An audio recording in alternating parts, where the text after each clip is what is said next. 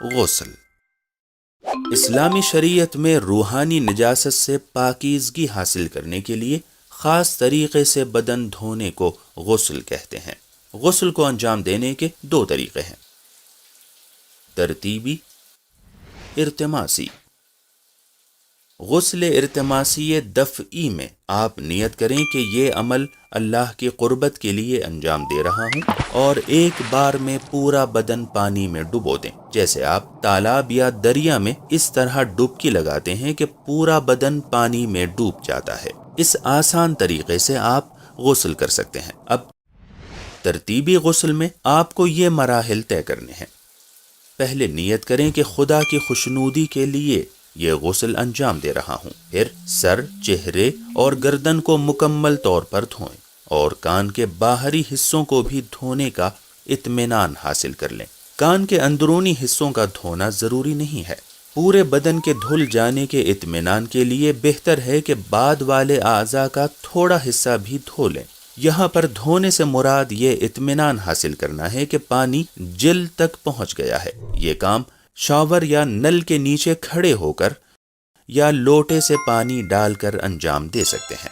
یہ اطمینان حاصل کر لیں کہ دوران غسل بدن کا کوئی حصہ خشک تو نہیں رہ گیا۔ اس اطمینان کے لیے ہاتھوں سے پانی کو بدن پر ملیں۔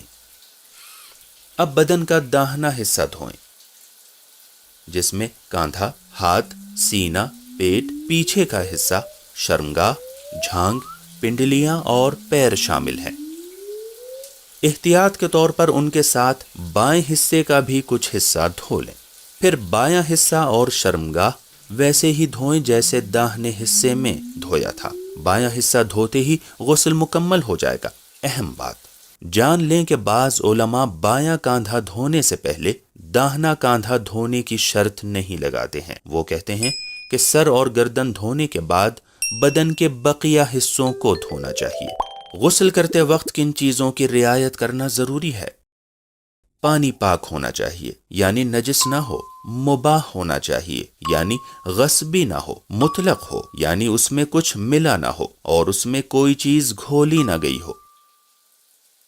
پانی کھال تک پہنچنا چاہیے، اور اگر کوئی چیز کھال تک پانی پہنچنے میں رکاوٹ بن رہی ہے تو اس کو برطرف کر دینا چاہیے۔ صرف بالوں کو دھوئیں اور پانی سر کی کھال تک نہ پہنچے تو یہ کافی نہیں ہے۔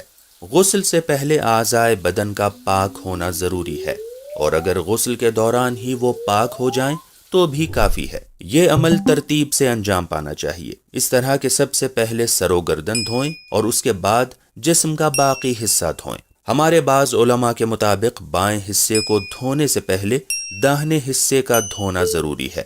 اس مسئلے کو اپنے مرجع تقلید کی توضیح المسائل میں دیکھ لیں۔ اس سلسلے میں مراجع کرام کے مختلف نظریات ہیں۔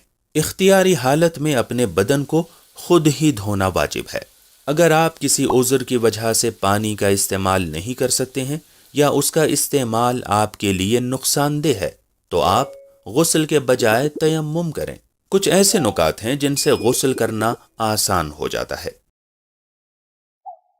پہلا یہ کہ بدن کا اوپر سے نیچے تک دھونا ضروری نہیں ہے، بلکہ یہ اطمینان حاصل کر لینا ضروری ہے کہ پانی کھال تک پہنچ گیا ہے۔ دوسرا یہ کہ پے در پے اعضاء کا دھونا لازمی نہیں ہے، بلکہ سر و گردن کو دھونے کے کچھ دیر کے بعد بھی بدن کا باقی حصہ دھو سکتے ہیں۔ تیسرا یہ کہ بعض مراجع تقلید کے مطابق واجب اور مستحب دونوں غسل وضو کے لیے کفایت کرتے ہیں، یعنی غسل کے بعد وضو کرنے کی ضرورت نہیں ہے۔ چوتھا یہ کہ آپ ایک ہی غسل میں متعدد غسلوں کی نیت کر سکتے ہیں۔ مثال کے طور پر ایک ہی غسل میں غسل جنابت اور غسل جمعہ دونوں کی نیت کر سکتے ہیں۔